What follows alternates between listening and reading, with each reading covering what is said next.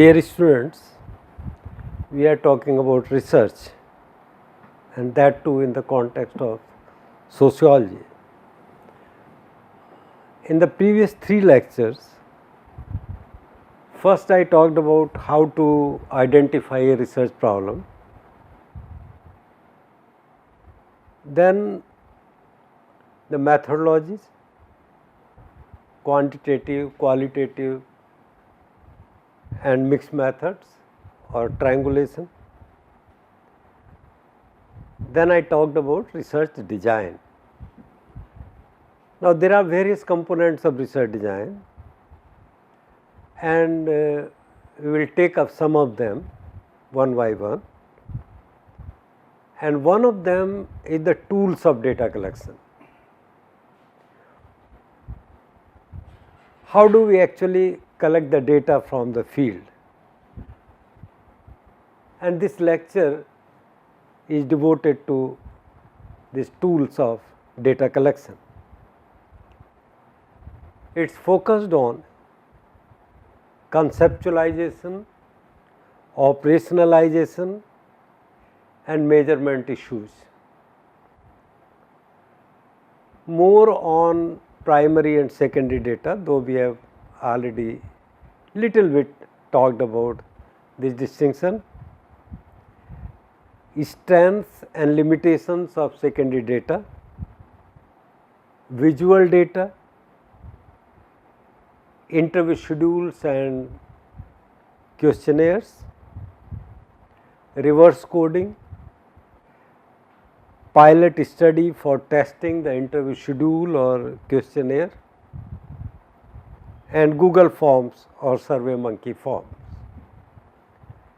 You can actually include many other things in tools of data collection, telephonic interviews, for example,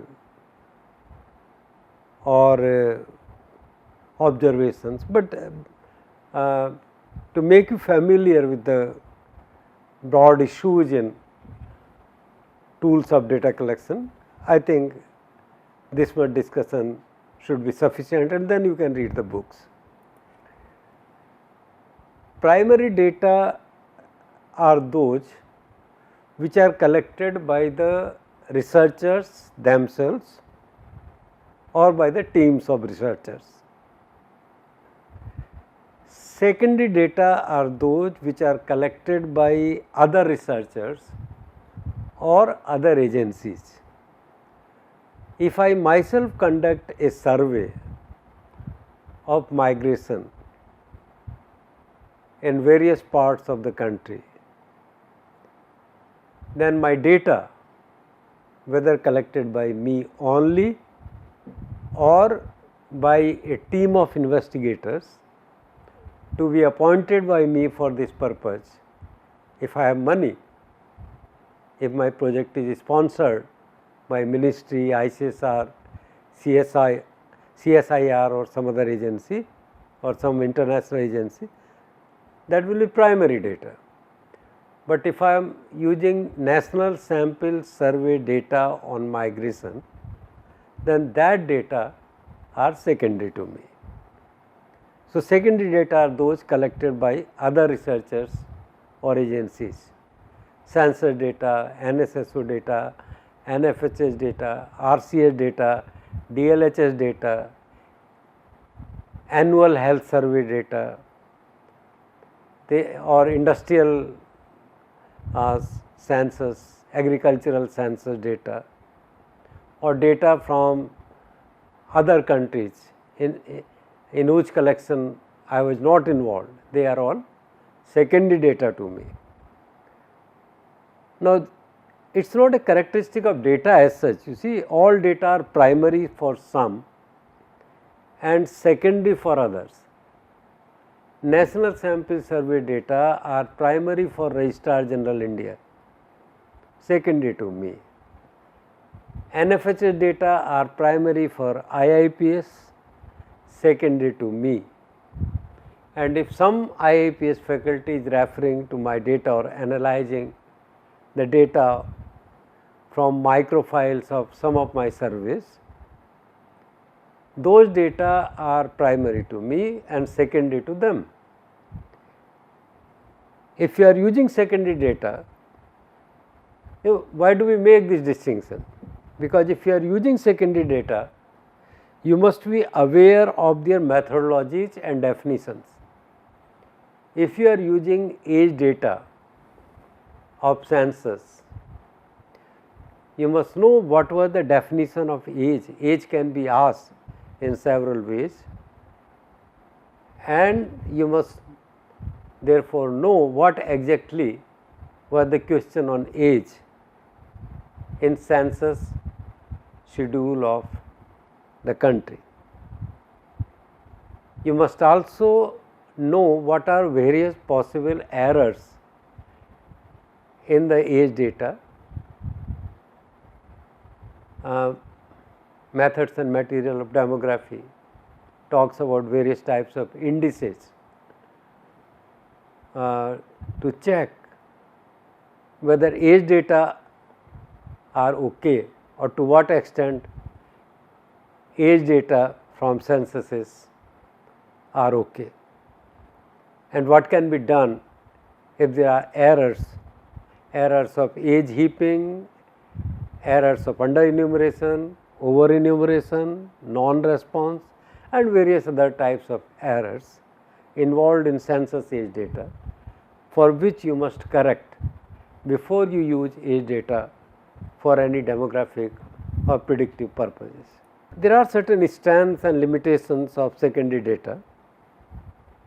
Strength of the secondary data, the biggest strength of secondary data, I would say that it is easily available. I do not have money to collect data on consumption for all India, and why should, even if I have money, why should I waste it when I know that the consumption data are already available from National Sample Survey. I can myself collect data on domestic violence, but when I know that NFHS 4, NFHS 3, they have already collected huge data on domestic violence for all the states of India, physical violence, emotional violence, sexual violence, then why should I not make use of microfiles of these surveys? They are easily available. Then one does not have to spend time and money on the collection of data and just focus on the problem definition, modeling and inferences. What is more important in use of secondary data is the model of consumption, model of domestic violence that I will be using for analyzing these data and drawing inferences. Appropriate statistical techniques or analytical techniques, model fitting techniques, predictive techniques will have to be used on the data which are secondary and collected by others. There are also limitations. The variables and tools are decided by others and you cannot modify them. So, if you think that the question on domestic violence was not appropriate, if you think that data on diseases was not good or comprehensive, maybe they should have included one or two more diseases in which you are more interested than the diseases included in NFHS data. Now, you cannot do it. You can only analyze data which are available in NFHS. You cannot change their questions and you cannot make any modification in them. So, you have to do your modeling or analysis based on what is already available. And you may also not know the degree of error in the data which has crept in due to different reasons, sampling, non-sampling, at various stages of collection, data entry, editing. cleaning of data. You may not sometimes have the full knowledge of measurements, data entry, weights and so many things, and you should try to become more knowledgeable about these matters before you take up data for analysis. There are also forms of visual data apart from numbers and words. Quantitative researchers use numbers, qualitative researchers use words, meanings, interpretations. There is also visual data. Sociologists and ethnographers often show icons, graphs, charts, diagrams, flow charts, models, artworks and photographs of events, individuals, habitats, surroundings, etc. to communicate something. And a single visual selected carefully sometime depicts many of reality. You are, however, not supposed to show pictures unless you have taken permission from your subjects. It's not be random. I am not free to take picture of anybody and everybody in the village setting. As we take consent before collecting data through questionnaires, we also have to take consent before I take a snap of something, somebody or some situation, because this may harm in some indirect manner today or tomorrow interests of somebody. So, I have to be ethical. In one of the studies, situation analysis of HIV/AIDS in Lalitpur, we took some photographs. Now, this photograph shows a 13-year-old boy getting married, and he is being carried on a bicycle.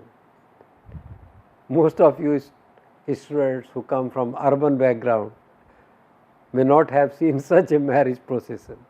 Now, this visual tells many things about rural situations. Why is this man carrying a thali? And perhaps because he is only a 13-year-old boy, he does not know how to use bicycle. So, he is being carried on the carrier of this bicycle, and this another boy is carrying him. You can see in the background somewhere. You can know about the material of walls of the village houses. You can know about housing, environment of the village, so many things. From this simple visual you can see so many things. In the same study, we also took help of some boxes. This box, for example, shows misconceptions about use of condom, and you can read them. Actually, they are unfounded, but people's behavior will depend on what they think about something. People's behavior will not depend on what you think about something or what you think about condom. People's behavior will depend on what they think about it. So, these are some misconceptions.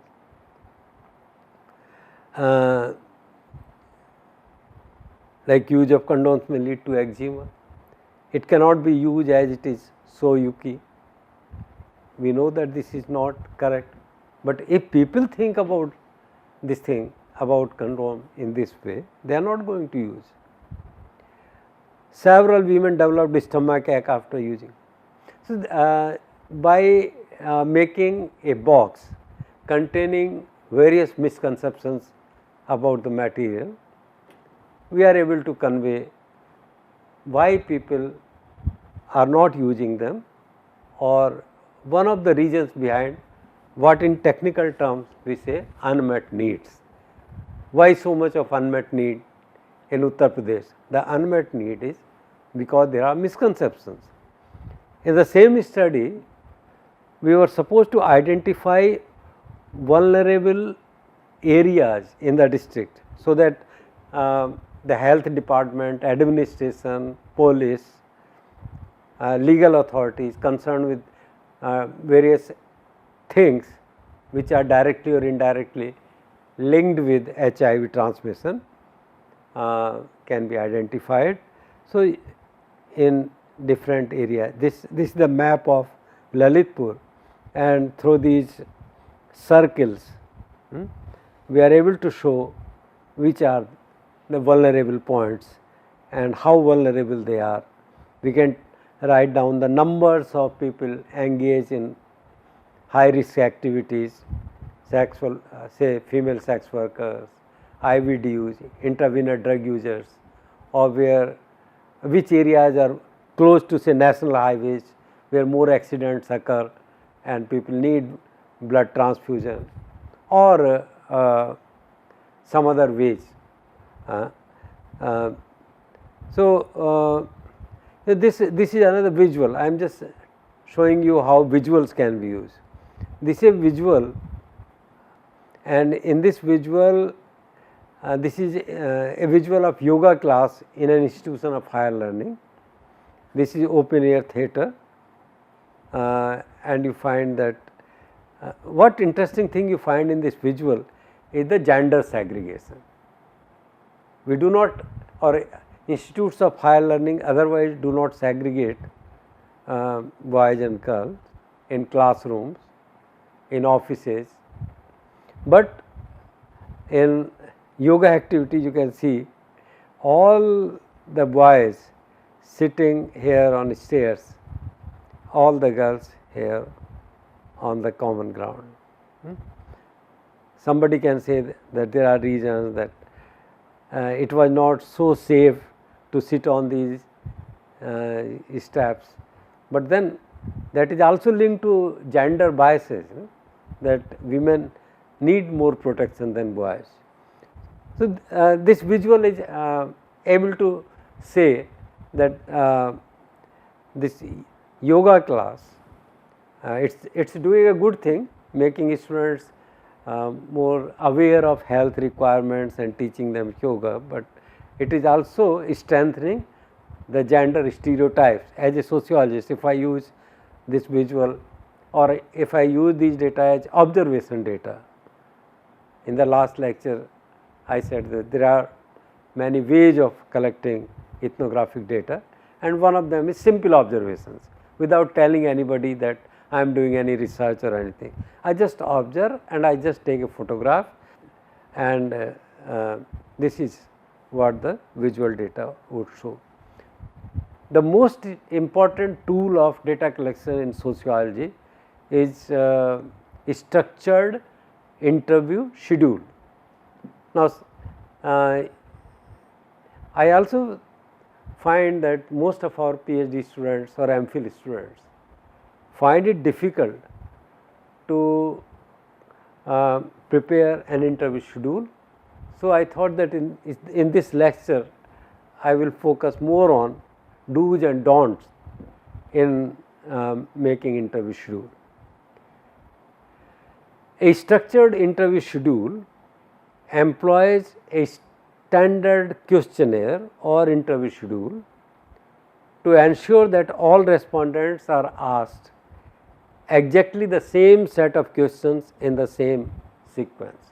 I am not making that typical distinction between questionnaire and schedule, but if you want to know, then conventional sociology said that a structured interview schedule is one which is filled up by the researcher himself or herself, and questionnaires are those which can be distributed or mailed, or these days emailed to respondents or subjects, and they will themselves fill up them. And based on this distinction, some distinction regarding the nature of interview schedules and questionnaires are also suggested.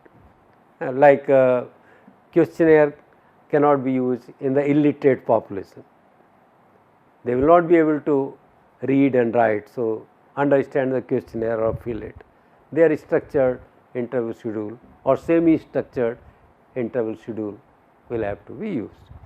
Structured means fixed choices, Unstructured means open choices, open-ended, and you can also have some questions, some part of the schedule is structured, some part unstructured. Now, some rules use simple language. I have seen that in over enthusiasm or due to lack of experience, sometimes students think that they should ask a specific question on a specific theoretical point. Like a student interested in racial discrimination may ask a question, do you think that diversity is a good thing in the organization? The term diversity may not be understood by your subjects or respondents in exactly the same way in which you understand it. Or theoretical terms like structuration, gender bias, feminism, complexity, etc., etc., or the typical jargons and complex terms of sociology. Now, you cannot ask your respondent, do you believe in functional theory or conflict theory of poverty? They will not understand it. There are so many meanings of functional theories and conflict theories. You have to ask simple questions which they can answer based on their experience of life. In place of asking whether you will prefer diversity, you can better ask whether you think that an organization should have staff members or employees or students, if it is university or educational institution, from all major communities and castes of the country, or all, why major? Just say all races, religions, communities, castes, or if in that region only two major communities live, Hindu and Muslim. So, you can ask, do you think that an organization which employs both Hindus and Muslims is more successful or is more preferred, or their leaders are more intelligent, more practical than organizations which employ only Hindus or only Muslims. So, the term like diversity is avoided. Use simple language which is understood easily by the people. A questionnaire is not a good tool to ask whether man is rational. Makes no sense, because the meaning of the term rational for people would not be same as for you. Pre-code the responses, that will be better. Means structured interview schedule is better, so that information can be transferred easily to computer. This requires more efforts when designing the interview schedule, but saves lot of time during processing and analysis. Keep a code for unexpected and a fixed code for non-response. Unexpected means others. So, when you give choices, at the end you always have a choice of others, and in bracket you write please specify.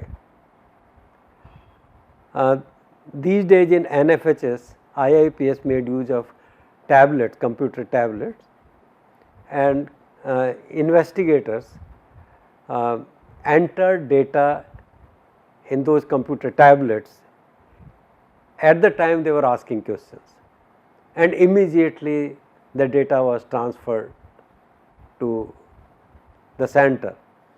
So, this is structured. Try to avoid embarrassing or painful questions. About embarrassing or like you should not ask whether you show whole of your income on your income tax return.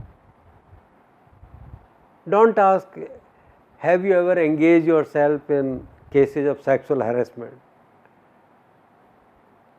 Or don't ask questions which lead to pain.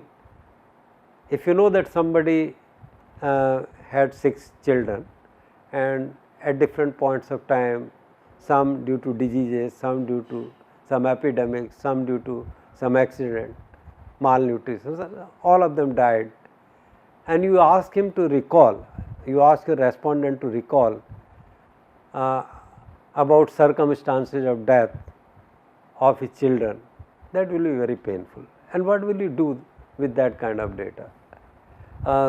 Try to avoid personal, embarrassing or sensitive data, especially near the beginning of the interview. Sometimes your research topic may be such that okay, some sensitive questions may have to be asked, like in Lalitpur study, integrated district of UNICEF, we had to ask some questions on multiple partnership. It is embarrassing to ask women whether they have relationship with somebody other than their husband. We were embarrassed, our investigators were embarrassed, but we trained them, and because there was because this information was quite important in studies of HIV and AIDS, so we had to ask this question. Don't use leading questions. What is leading question? That the question itself leads to some answer. Example, most sex workers in the world experience violence from their clients. You have suggested something. Maybe this is right, but you have suggested something. And then you ask, have you also experienced violence from your clients? This is a leading question. Try to avoid such questions. Avoid asking for more than one information in a single question. For example, do not ask, do you and your husband want another child? Maybe a woman wants, maybe both want, maybe only husband wants. If the imagine that if the answer is yes, do you and your husband want another child? It is not clear who wants, and if the answer is no, again it is not clear who does not want. Maybe husband does not want, maybe wife does not want, maybe both of them do not want. Do not ask two questions in the same question. Then analysis and interpretation of the responses will be difficult. If I ask you, or if I ask somebody, is he a nationalist and uncorruptible person? Are you a nationalist and uncorruptible person? Now, nationalism is one thing, corruption is another thing. Somebody may be a nationalist, but corrupt. Somebody may not have very strong nationalist sense, but may be honest. So, do not mix up two questions or three questions in the same question. Watch out for ambiguous wordings. Ask yourself whether your words are vehicle of communication. You quote some meaning in them and your respondent decode. Whether your respondents are decoding the same meaning in your words which you code in them. So, which method of family planning you or your husband use? There is an error of writing here. Which method of family planning you or your husband use? This and your is extra. Is a better question than which method of family planning do you use, because do you use is ambiguous. If the answer is, suppose woman is not using any method, but husband is using. So, from the program point of view, they are users of the method. It does not matter whether male method is being used or female method is being used. They are the present users, current users. So, if the question is which method do you use and the answer is I am not using any method, it does not mean that the couple is not using any method. So, ambiguous words need to be avoided. Do not overload the interview schedule. Some students have a tendency, some researchers have a tendency of making a thick questionnaire, and sometimes they think that let us collect, when we are anyway going to collect data, let us collect as much data on the subject as possible. Some of these data we may use in writing PhD thesis or in writing the research report, and some data can be used later. Try to avoid that kind of tendency. Remember that your respondents or subjects do not have unlimited time to respond to your questions. Normally, a questionnaire should take 45 minutes to 1 hour, not more. And do not ask unnecessary questions. Actually, I tell students that after making your questionnaire, before you finalize it, you also decide about what kind of tables and statistical analysis you are going to use in your research report or PhD thesis. You will find that there are lots of questions or several parts of the questionnaire which you are not going to use. Then why ask them? Avoid them. Then the issue of optional wording. A good example of asking question: were you or anyone living here with you attacked or beaten up during the past year? Did he or she report the attack to the police? Very clear. Bad example: what do you like the best about this neighborhood? We are interested in anything like houses, the people, the parks, or whatever. This question, like houses, people, parks, or whatever, undermines the principle of standardized interviewing. Same questions should be asked in the same order and with such wordings that they are decoded by all your subjects, all your respondents exactly in the same way, and these questions should not carry different impressions in the minds of different people. Include all questions necessary to provide sufficient information. The rule I am telling you, that make tables, draw tables, blank tables before you finalize your questionnaire. In making tables, you find that, oh, this table 5.3 has these data, but to explain this table, I would need some data, some other data, some more information which I have not collected in the questionnaire. So, you add another question. So, include all questions which are necessary to provide sufficient information, but do not ask unnecessary questions. Also, there have been lot of researches on wordings, orders, and various other aspects of questions, and there are some rules like start with the easier questions, easier, impersonal, or not so sensitive questions.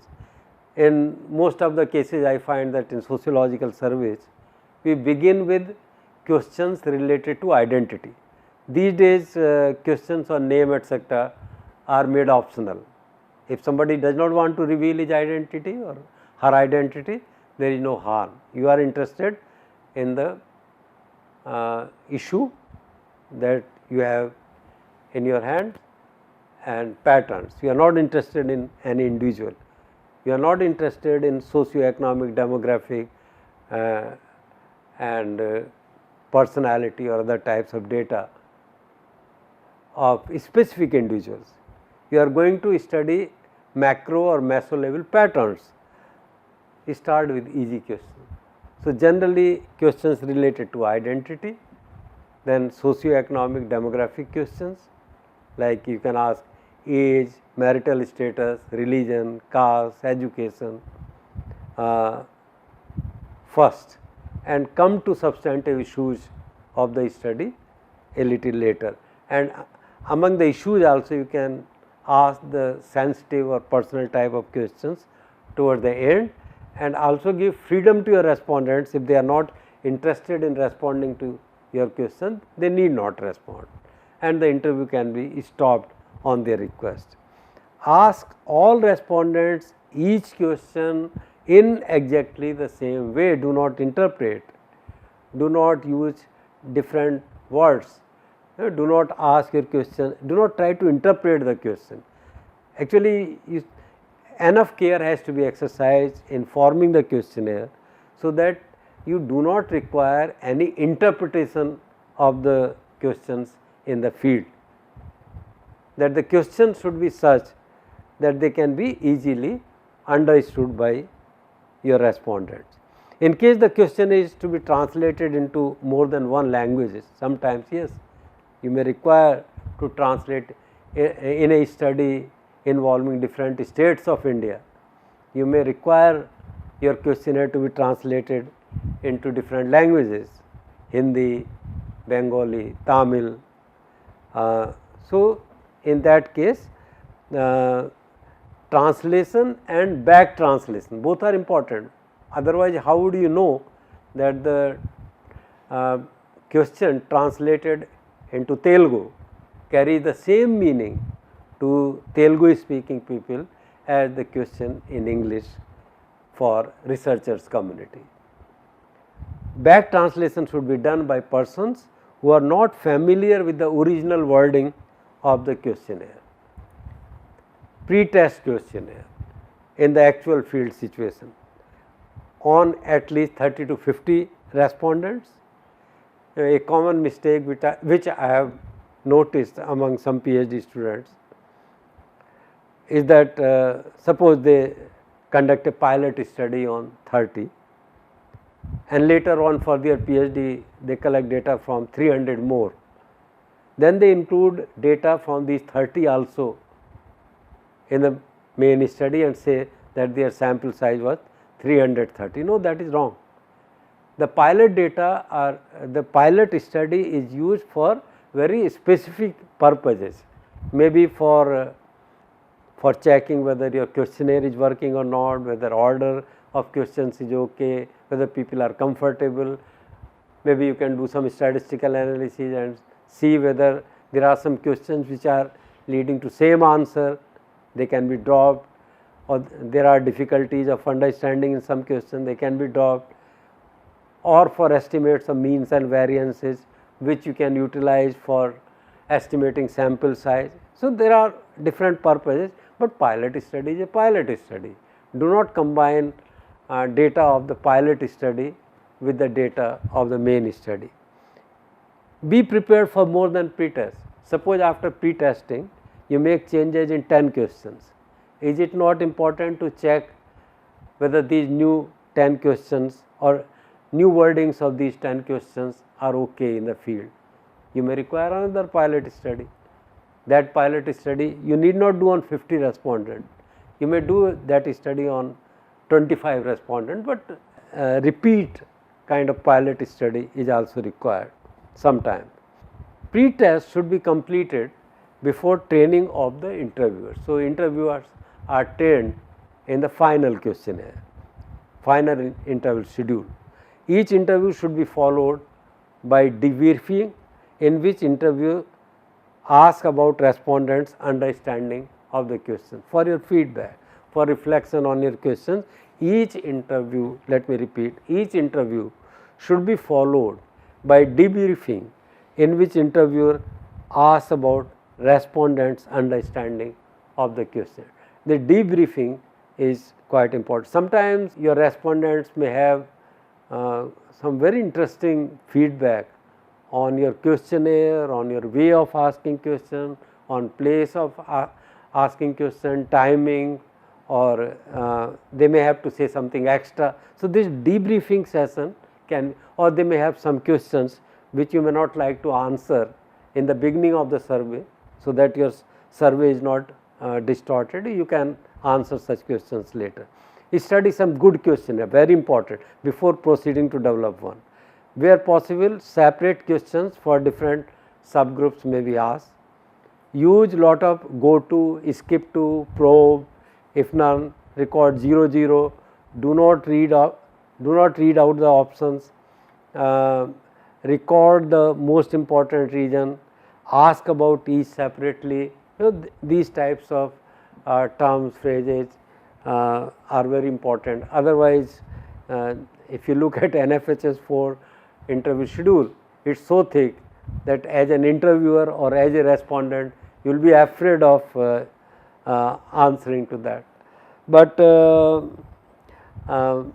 when you look at go to, skip to, etc., or probe more information, more in-depth information, that makes the questionnaire perfect, because all questions are not to be asked to all the people, and some extra information may be required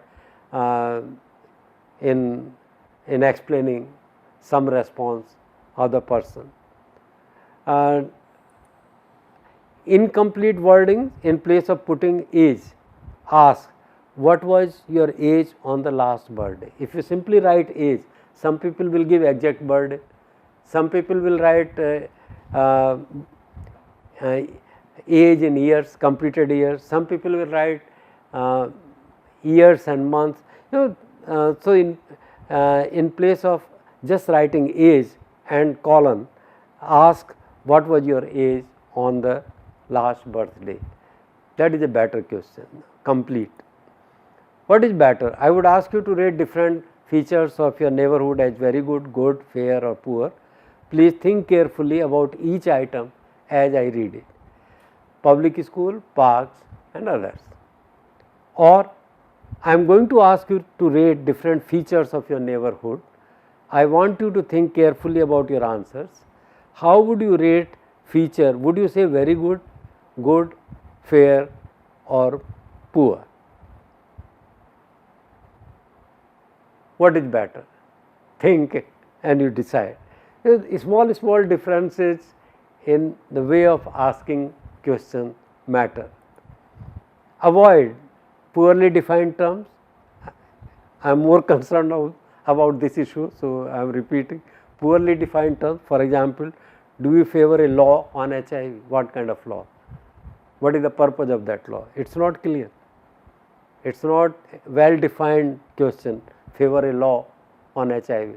Do you mean that something related to ending discrimination about people living with HIV, or do you mean a law to provide facilities, law to provide facilities on the part of government, antiretroviral therapy or something, or testing, or it should be a law that whenever a health worker comes to know about a case of HIV, then he should be compulsorily taken to voluntary testing center, or what kind of, or law that such people will not be given a job in any government organization. What kind of, so the term law is not clear. A law that does not discriminate against them, or a law that they should be debarred from jobs, or a law about facility, it's not clear. So different people may interpret this question differently and come up with different types of answers in which you may not be interested. Did someone ever talk to you about family planning? What?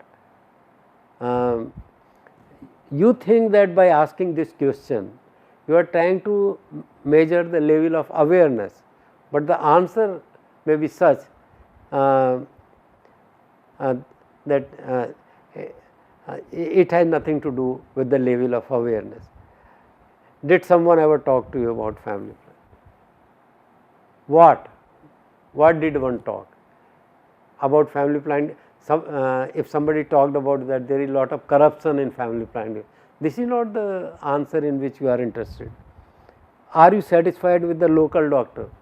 What do you mean by satisfaction? what kind of answer you are looking for.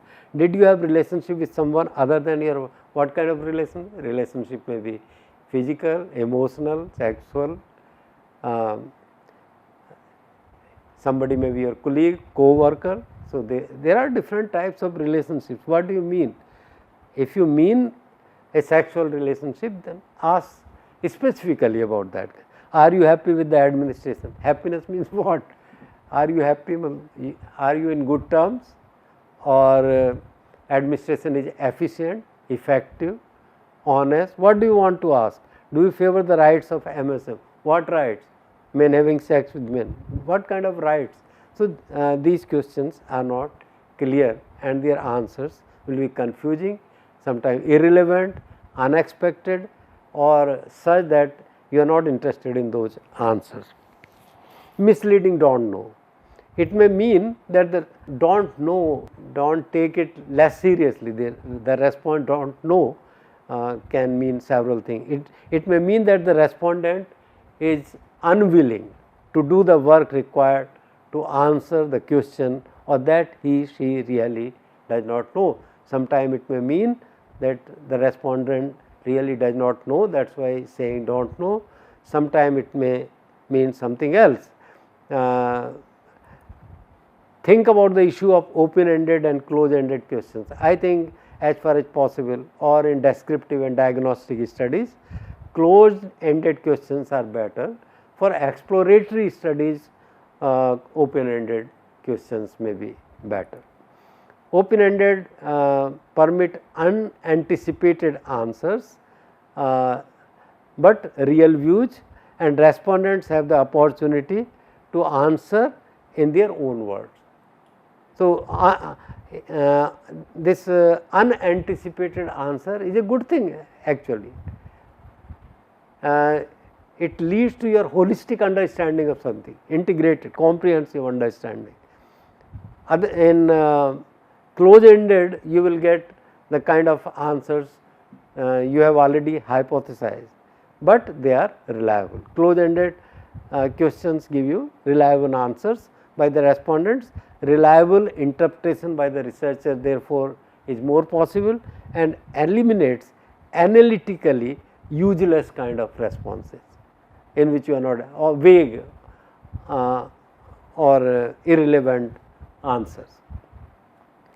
Then sometimes your questions are such that they involve recall, retrospective surveys. One of our students was saying that she wants to study whether consumption pattern has changed after reforms, and she was telling that she will compare consumption pattern in Calcutta which prevailed 30 years back in somebody's life before the reform and now. And I was asking, do you expect that people remember how much of what they consumed 30 years ago, whether the accuracy of that information and accuracy of what they are consuming and how much today, whether the two pieces of information can actually be compared. There is a lot of recall lapse. I do not know what my income was 30 years ago. I only broadly know that I came to this organization in that year at this salary, around basic salary. I do not know my take home or gross at that. I do not know how many tubes of say Colgate I use or our family use, and then family is not same. Family 30 years ago or family now. At that time we did not have children, now we have children. So, many questions may suffer from, I remember an interesting demographic example that often in demographic surveys, average number of children in age group 45 to 49 was actually less than in 40 to 44, and this interesting discrepancy was explained in terms of recall lapse. Reduce the reference period, ask more questions, give second chance to think, re-interview the respondents, ask people to keep a diary are the ways of minimizing errors. Recall errors, reference period in national sample survey makes a big difference to consumption pattern and therefore to ultimate estimation of poverty levels. You take a reference period of 1 week or reference period of 30 days or reference period of 1 year, that matters in reported consumption of different items. Sometimes it makes more sense to have a reference period of 1 year for some, 30 days for other items and 7 days for some other items. Then minimize a sense of judgment. Social desirability is another important issue. If you ask, are you an honest person, due to social desirability, they are more likely to say yes. Are you in favor of a small family, social desirability, they will say yes. Use self-administered questions and maintain confidentiality, then only true answers will come. If you maintain confidentiality, then only people can reveal their true income, otherwise they may report that income which they are reporting to income tax office. Length of questionnaire should be optimum, all your important questions should be there, but unimportant, irrelevant questions should be avoided. People do not have unlimited time. Interview or filling the questionnaire should not last more than an hour. I said 45 minutes to 1 hour. If due to some reason the nature of the study is such that you need to talk to your, you need to interview your respondents for say 2 hours, divide your meeting into 2 parts. So, in one meeting you ask half of the questionnaire or one part or one questionnaire, and in the second meeting administer the second part of the questionnaire, not in the same meeting. Then there are other issues, reverse coding. Sometime for getting a more reliable response, the direction of questions can be changed, and such questions can be mixed with other questions randomly. At the time of coding, you have to do reverse coding. What it means, if you are using Likert scale for something 1, 2, 3, 4, 5, and for some questions 1 means most satisfied, 5 least. For some other questions it can be 1 for least and 5 for most. This will neutralize people's tendency to give answers in a certain direction or to give answers without showing an interest, just to ward off the investigator some answer. But if you ask questions in such a way that 2 different orders of answers are maintained, then later on you do the reverse coding and you get more reliable responses. Pilot studies, Google Monkey, these days many students are using Google Monkey, Google Forms, that is good. You can reach more people, anonymous people, and I know some very good, I have been examiner to some very good MTech and PhD thesis which were based on surveys through Google Monkey or Google survey forms. You can send them through emails, or you can throw them openly to all kinds of respondents. The only problem that you cannot control who is responding, who is not responding, but you can have a wider reach of that. So, in this I wanted to tell you about tools of data collection, and especially in survey.